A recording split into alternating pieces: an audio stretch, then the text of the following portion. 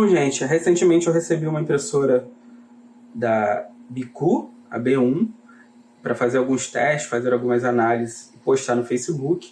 Aí eu decidi, além do Facebook, trazer, né, as minhas impressões para cá. Estou gravando esse vídeo para a gente conversar um pouquinho sobre a impressora, mostrar alguns detalhes, pontos positivos, negativos e se compensa de fato a impressora e como os chineses têm evoluindo bastante no que tange impressoras 3D, que a gente chama de filamento ou FDM, tá certo? Então acompanhe o vídeo e vamos lá.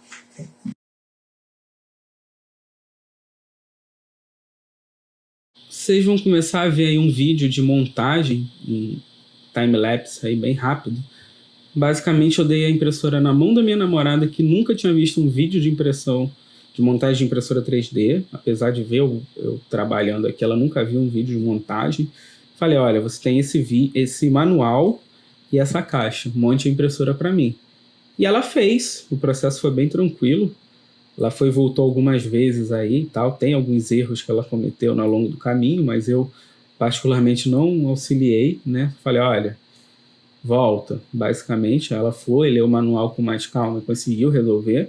A única observação que eu tenho sobre o manual é o fato dele montar a estrutura do hot end já com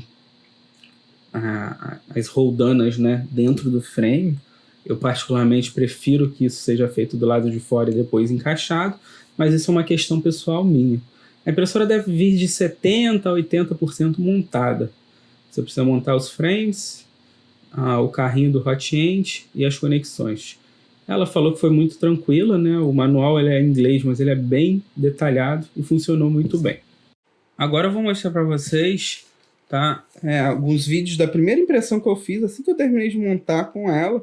A gente regulou, fez os processos de calibração e colocamos para imprimir aquele cubo, né? Clássico cubo de calibração. Então observem, né? Eu vou colocar umas fotos aí, um vídeo que ficou bastante bacana o cubo, para um primeiro cubo de alguém que nunca tinha montado uma impressora. Então ficou bem bacana. Eu usei um G-Code que eu já tinha, né? E eu gostei bastante da qualidade do cubo, né? Isso daí é por conta do ironing, que não estava calibrado, mas muito bacana. Muito interessante a qualidade da impressora, como eu disse, out of the box, fora da caixa. Eu acabei de montar e imprimir esse cubo aí.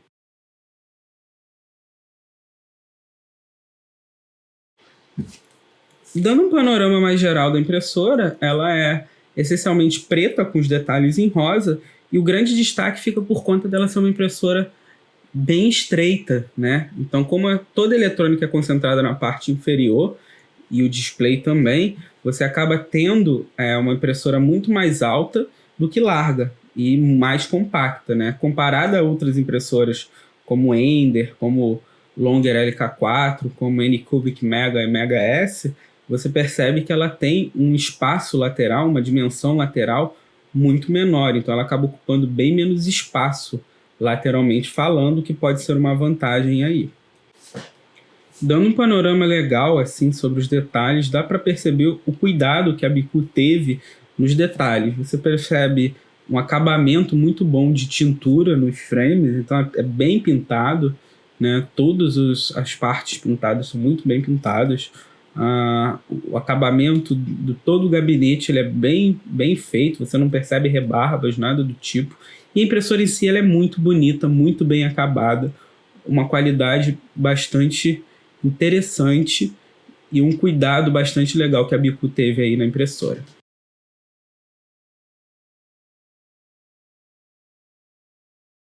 Dando uma olhada mais de perto no hot end, a gente percebe que toda a comunicação hot end placa é feita via cabo Type-C.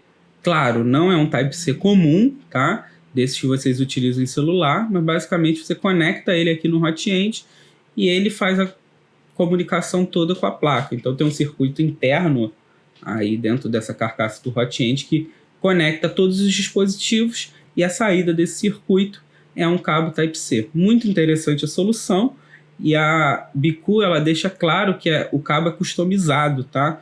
Justamente para a gente não ter o perigo de tentar utilizar um cabo Type-C comum.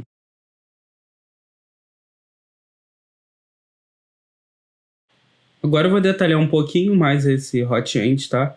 Ele é um hot end com 2 fãs 4010, tá? Esses 2 fãs eles servem para resfriar a peça e um fã 3010 que é para resfriar o hot end. O que é interessante falar é que essa solução que eles davam, né, para o fã, ele já foi substituído. Antes eram 2 aletas direcionais que foi substituído por uma peça impressa que é bastante interessante, que ela tem um duto em 360 graus levemente inclinado para resfriar a peça. Nos testes que eu fiz aqui, a solução se mostrou bastante eficiente e eu acho que a substituição, né, da V1 para V2 fez total sucesso e deu bastante certo. Outra questão que eu queria mostrar para vocês que é bem bacana, eu vou começar a mexer aí, é a questão dos LEDs. Então esse hot end eles têm LEDs coloridos, tá? Que ele acende e apaga de acordo com o comando que você manda via touch, né? Tem algumas cores pré-determinadas, ou então você pode programar no próprio Marlin, porque esse LED é um LED que a gente chama de padrão NeoPixel, para colocar a cor, né? O RGB que você quiser lá na impressora. Isso é uma feature que é um mimo, né? Mas ela é bastante interessante, tá? Vou deixar aí o LED branco por um tempo e eu vou mostrar para vocês em detalhe essa pecinha branca aí. Ela é a única parte impressa da impressora, tá? Ela é impressa aparentemente PETG, e ela funciona muito bem. Ela tem um duto 360 graus, eu vou colocar as fotos aí, com o direcionamento levemente inclinado para baixo. E o seu funcionamento é essencial para um resfriamento bastante uniforme da peça. Estou mostrando para vocês aí alguns testes de overhang que eu fiz. E observem, tá, que a peça conseguiu chegar muito bem a overhangs na faixa dos 70 graus. Isso, para uma impressora de entrada com uma refrigeração de fábrica, é um overhang altíssimo. Para vocês terem uma ideia, as impressoras mais baratinhas, cartesianas, essa eu coloco a Longer, a Ender e a própria Bluer, elas têm desempenho piores em relação ao overhang. A overhang da Ender e da Longer chega no máximo a 55 e tal. A da Bluer eu fiz os testes e cheguei a 63, 65.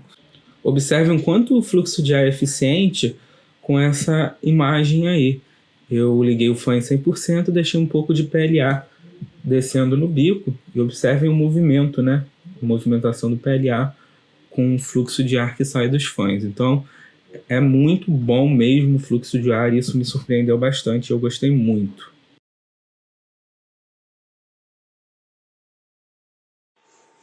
O display é um excelente display touchscreen com dual mode, né? Então ele funciona tanto no modo padrão como no Marlin mode. Tá aqui. Então basta eu segurar a tela aqui e alternar. Muito responsivo, ele vai ter um firmware próprio. Isso facilita na hora de processamento, porque ele não depende da placa, né? Na verdade, o que ele faz aqui basicamente é mandar comandos para a placa via interface auxiliar, basicamente, nesse modo aqui. Então ele é bem rápido, tá? Aqui tem os menus, né? Então você consegue mexer aqui no hit para hit. Aqui os menus de movimento. Esse é o movimento da impressora. Pode dar home, pode mexer no baby stepping, pode nivelar manualmente por ponto ou automático, que é o G29, que ele vai mandar o G29 vai fazer o auto leveling. Depois a gente fala um pouquinho sobre BL Touch aí, BL Touch. Aqui tem a questão da extruder, né, da extrusora. Você pode dar unload e load aí no filamento.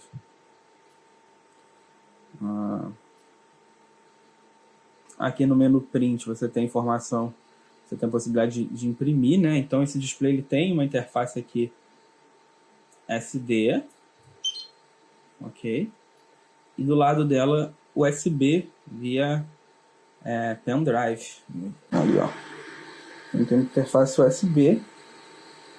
Então vocês podem inserir um pendrive aí, tem gente que prefere. Outro ponto que eu gosto desse display é a possibilidade de ter um terminal integrado e você mandar comandos para a impressora, por exemplo. Eu posso mandar um G28 e ele vai fazer o home automaticamente. Então a impressora está fazendo o home aí automaticamente.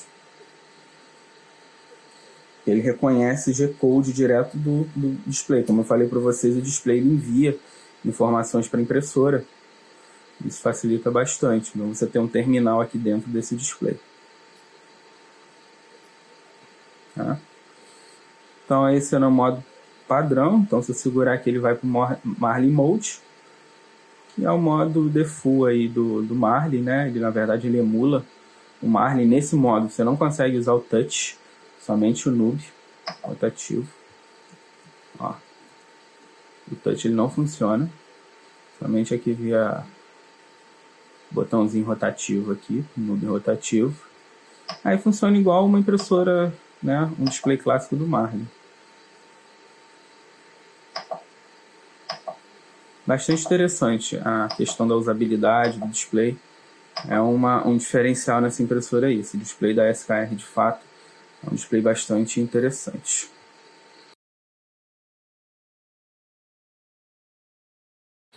Então aqui eu vou mostrar para vocês um pouco da eletrônica. São 6 parafusos, tá? Então você vira a impressora, tira esses 6 parafusos, você vai ter acesso à eletrônica da impressora, que fica acomodada na região inferior. É uma grande vantagem por alguns motivos. Primeiro, por ter bastante espaço, dá para você observar aí, a fiação fica muito bem organizada mesmo. Então assim, você tem uma eletrônica muito robusta e muito limpa. Isso me surpreendeu bastante. Outro fato bastante interessante a se mencionar é a existência de drivers silenciosos. Os drivers padrão com a SKR são os drivers TMC 2225. Eles, além de bastante silenciosos, são bem melhores, pelo menos na minha observação, do que os TMCs 2208. Eu deixei a impressora ligada durante bastante tempo nesse período e não tive nenhum problema de superaquecimento, nenhum problema de perda de passo. Sobretudo na extrusora, o TMC 2208 era muito problemático em relação à perda de passo. E eu não consegui, pelo menos nos testes que eu fiz aqui, reparar qualquer tipo de problema nesse sentido, coisa que eu já tinha detectado algumas vezes utilizando o TMC 2208. Aqui tem um trechinho de um vídeo que eu gravei, tá? Com a impressora funcionando. Basicamente você escuta o ruído do fã e o ruído da movimentação da mesa nos travels, né? Nos percursos. Eu utilizo velocidades muito altas, né? Na hora de fazer os percursos sem impressão, então isso acaba fazendo um pouquinho de ruído na mesa, mas nada assim, que ruído enorme. Então, muito silenciosa mesmo. Você não consegue escutar nada a não ser o barulho do fã e desses movimentos mais bruscos que eu coloco aí a mesa 200 milímetros por segundo para movimentar.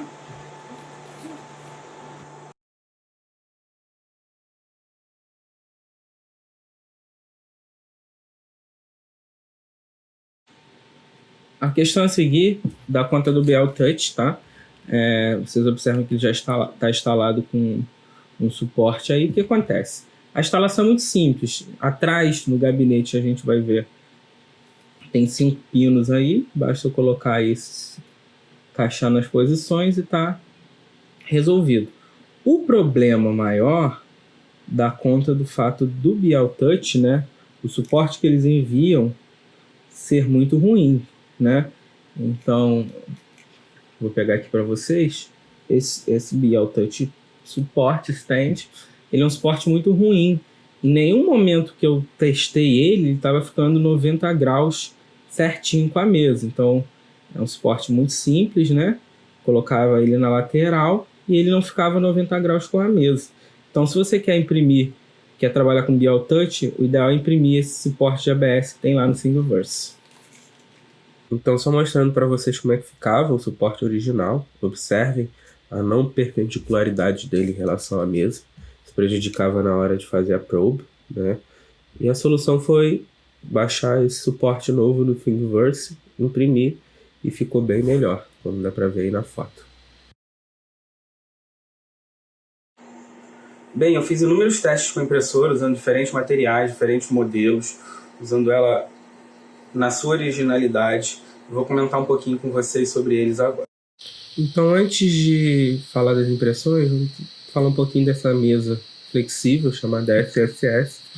Ela é uma mesa flexível com uma manta magnética embaixo. Ela adere muito bem, a superfície adere muito bem a essa manta, só que eu tive alguns problemas, sobretudo na impressão de ABS. Primeiro, quando a gente aquece bastante essa mesa, em temperaturas acima de 100 graus, ela começa a aparecer algumas bolinhas, algumas bolinhas. Isso, aparentemente, é desgaste do ímã, por conta da alta temperatura. Então, eu vou mostrar aí para vocês os 3 modelos, depois vou colocar fotos dele também. Quando eu tentei imprimir por ABS, esses modelos davam bastante warp. Então, isso é um problema, né? É a questão do ABS. Então, para você imprimir com ABS, você vai ter que remover essa superfície e trabalhar com vidro ou com espelho, seria o mais indicado. Para PLA e para PETG, funcionou muito bem a adesão, sobretudo para PLA. Para PETG é ok também, não é aquela super, hiper, mega adesão, mas funcionou bem também. Então, PETG e PLA, a SSS funcionou muito bem. Para ABS, como mostram as fotos aí, ela começou a dar warp. Então, para ABS, eu não recomendaria utilizar essa superfície.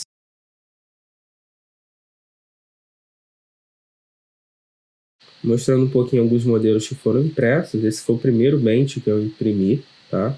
Eu imprimi ele com a qualidade padrão, em velocidade na faixa de 40, 50 milímetros por segundo. Saiu muito bom. Esse segundo eu já aumentei um pouco a velocidade para 80. Mesmo assim, a impressora se comportou muito bem, como dá para ver aí na qualidade geral, né? Então, ela é uma impressora muito, muito bacana nesse sentido por conta da mesa, né? A movimentação da mesa ela é muito sólida por conta dos apoios, isso permite até velocidades maiores. Esse vaso foi impresso em PETG, tá? Observem que eu utilizei, né, a altura quase total declarada pelo fabricante, que é de 270 milímetros, né, ou 27 centímetros. Eu usei 26 centímetros para fazer o vaso. Em modo vaso, mesma questão, aderência muito boa, tá? E esses agora são alguns modelos mais detalhados. A gente observa aí algumas marquinhas provocadas por retração. Isso é uma característica que acontece com mais frequência no tipo de extrusora de metal. Depois a gente conversa lá no final sobre vantagens e desvantagens. Eu considero uma extrusora de metal numa impressora FDM em 2020 uma feature que deveria ser dispensada. Hoje em dia a maioria, né, pelo menos eu particularmente uso extrusora BMG ou no mínimo uma extrusora de dupla engrenagem por conta do torque. Então, mas em geral os modelos ficaram com uma qualidade muito, muito surpreendente, tá? Essa questão da extrusora mesmo é simples de resolver. Você trocando a extrusora, você tem uma melhora, sobretudo na questão das retrações aí, que a extrusora BMG traz pra gente.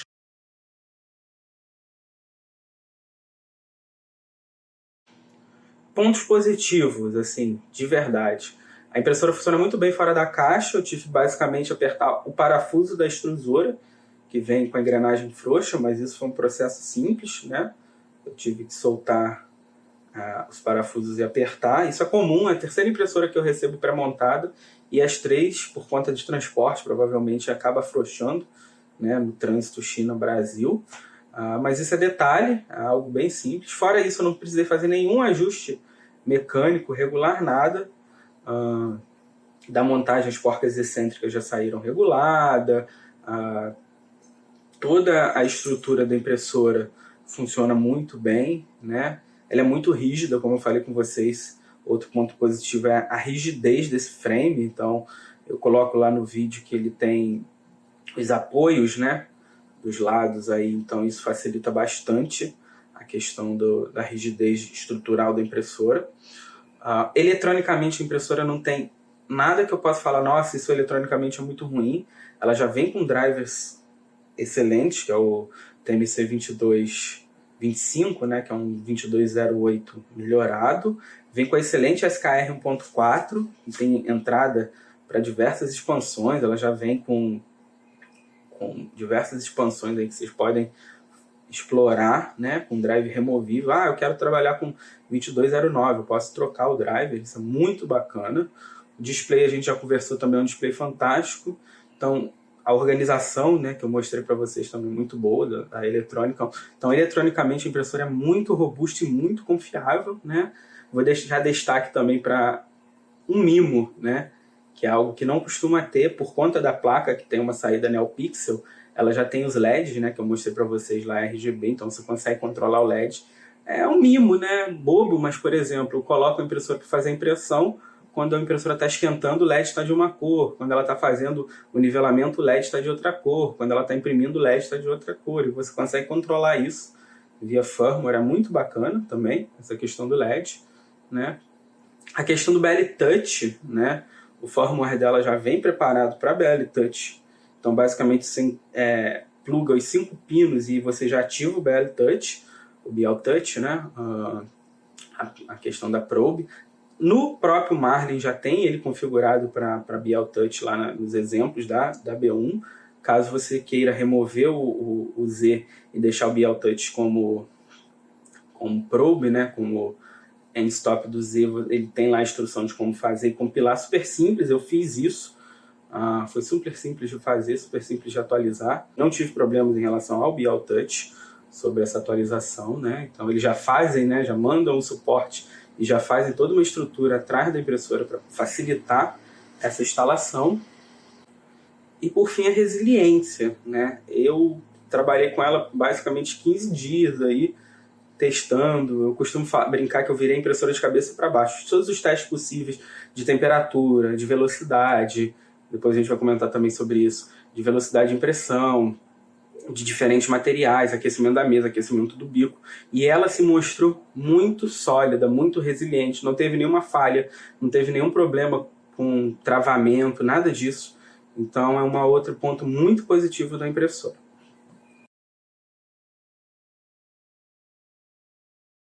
Agora falando um pouquinho de pontos negativos, eu não considero pontos negativos, tá? Eu já tive 5 impressoras chinesas, essa é a 5ª. Então tem sempre um detalhe ou outro que eu percebo que tem uma, não tem na outra, por conta de custo também, que eu achei bacana mencionar. Então o primeiro ponto está aqui, essa extrusora que vem nela, é desmontadinha porque eu tirei ela ontem da impressora para fazer uns testes com uma BMG. Ela é uma extrusora de metal, tá? De simples engrenagem, você configura lá os passos em 93, o padrão. Igor, ela é ruim? Melhor que da Ender 3 V2, que vem de plástico, é melhor. Só que à medida que a gente vai começando a trabalhar com impressão 3D, percebe que isso é um acessório que é barato, né, e que poderia ter sido melhorado. Eu hoje, particularmente, trabalho com extrusoras do tipo BMG Clone, né? Todas as impressoras que eu tenho, hoje têm extrusoras do tipo BMG Clone, que são extrusoras que possuem redução, e isso basicamente permite que a gente consiga torques, né, e retrações mais precisas. Eu vou deixar um link de uma extrusora BMG Clone baratinha aí, que eu comprei no AliExpress, que está na impressora. Se vocês repararem no vídeo da B1, já tem uma extrusora BMG Clone, ela é muito barata, custou tipo R$40, compensa. Mecânica, eu senti falta do esticador de correia para o eixo X. Se vocês observarem aí na impressora, não tem um esticador, até tem um esticador, mas esse esticador é um esticador muito ruim, né? Podia ter um esticador daqueles que também é barato, eu já comprei também um para ela, que você mexe via um parafusinho de rotativo e tal. Então também uma outra questão mecânica aí que eu acho que eles poderiam colocar. Parece que não, mas faz uma diferençazinha na hora de você estar regulando a tensão das correias. Falando sobre frame, acabamento, minha única observação é o seguinte: a conexão da placa, né? A conexão da placa ela fica muito afastada do frame. Então, se você quer colocar o SD card na placa, você não consegue, né, encaixar bem. Você tem que usar com auxílio de uma espátula, de algum equipamentozinho para conseguir encaixar o SD na placa, no display, né? e tem até a possibilidade de cair esse SD lá dentro, porque tem um vão entre a placa, né, o conector SD da placa e o frame. Outra questão também, não foi problema, porque eles já dão a opção de você escolher 110 e 220, confunde um pouco, mas a fonte ela é bivolt, é que o acesso, a troca do chaveamento aí da fonte, ele não é um acesso tão bom. Então isso pode prejudicar um pouquinho na hora de você trocar a voltagem aí, né? De 110 para 220, a tensão da fonte, então esse é um problema. A mesa, que era outra questão que eu queria conversar, ela é muito boa para PLA, ela funciona ok para PETG, mas para utilizar com ABS, impossível. Eu fiz diversos testes, diversas temperaturas e não funciona. Eu até sugeri para eles que não colassem a superfície magnética de fábrica, porque se alguém, né, quiser utilizar ABS nela, vai ter que remover essa superfície magnética antes de utilizar, colocar um vidro e tal. Então isso é um problema, né? Não é um problema grave, porque você pode remover esse adesivo, só que aí você acaba perdendo essa superfície magnética que ela é bacana. Então vai ser um trade-off, né? Para PLA e para PETG, ela vai funcionar muito bem, né? Mas para ABS você vai ter que remover essa mesa magnética se quiser utilizar ABS e colocar um vidro no lugar. Foi o que eu sugeri para eles, que mandem a mesa magnética descolada, desgrudada da mesa, caso a pessoa queira, utiliza o adesivo magnético ou utiliza o vidro no lugar. A questão da firmware também é um outro ponto, né? Pode ser negativo para quase ninguém, mas para mim é uma observação. Ela vem com valores muito conservativos de firmware, né? No que tange aceleração e jerk, ou jerk. Então, assim, ela usa 508, que é o padrão da Ender. E eu já fiz teste com impressoras com a mesma estrutura dela, né? Eu tenho uma outra impressora que tem a mesma estrutura, e eu consegui chegar a 1010, 12 até de jerk. Lá eu uso Junction Deviation, que tem uma quantia que faz, mas fazendo a conversão mais ou menos 10, 12 de jerk. E funciona muito bem. Então, assim, é uma dica que eu também mandei para eles, que aumentassem esses valores. Igor, é besteira. Parece besteira, mas um aumento de 500 para 1000, nos testes que eu fiz, né, eu fiz uma comparação com a outra impressora, deixei os tempos lá, o mesmo G-Code, o mesmo G-Code, coloquei em uma impressora e na outra, as diferenças chegavam na faixa de 15 a 20% no tempo. Então, só em mexer essa aceleração e esse jerk de 500 para 1000, 20% numa impressão de 10 horas, pode ser bastante significativo. Então, assim, é algo que eu já recomendei a eles, né? O firmware, quando eu começar a disponibilizar no meu GitHub, eu vou colocar com esses valores um pouco menos conservativos. Funciona bem. Eu acho que é uma precaução que eles têm por conta da montagem. Mas assim, uma impressora bem montada, igual ela tá, igual a outra impressora que eu tenho tá, ela não abre margem para problemas e funciona muito bem com esses parâmetros que eu falei para vocês. Então isso também é um outro detalhe aí, que é detalhe de firmware, mas que eles usam parâmetros muito conservativos e meio que nivelam a impressora para baixo, porque eu acredito que ela tem uma estrutura melhor, por exemplo, tanto da Ender 3 quanto da Ender 3V2, sobretudo pelo apoio da mesa. Outra questão também que eu vou falar, né, tenho que falar, é o preço. Não acho ela aquele custo-benefício fantástico. Se a gente quer equiparar ela com a Ender 3V2, elas estão na mesma faixa de preço, isso é algo muito bom. Porém, existem outras impressoras semelhantes, vocês devem até imaginar qual impressora eu estou falando, que possuem valores mais baixos, com features semelhantes. Eu acho que eletrônica pior, mas suporte, mecânica parecidos. Então, uma sugestão que eu dei para eles é um reajuste nesses preços, na faixa de 10 a 20 dólares. Se eles conseguirem uma diminuição desse preço na faixa de 10 a 20 dólares, torna a impressora um pouco mais competitiva. Igor, ela é cara? Como eu falei com vocês, se vocês forem comparar ela com a Ender 3V2, que na minha opinião é pior impressora que ela, por uma série de motivos, ela está num preço bom. Só que eu acredito que tem uma margenzinha de diminuição para tornar ela ainda mais competitiva, ok? E pegar uma outra fatia de mercado.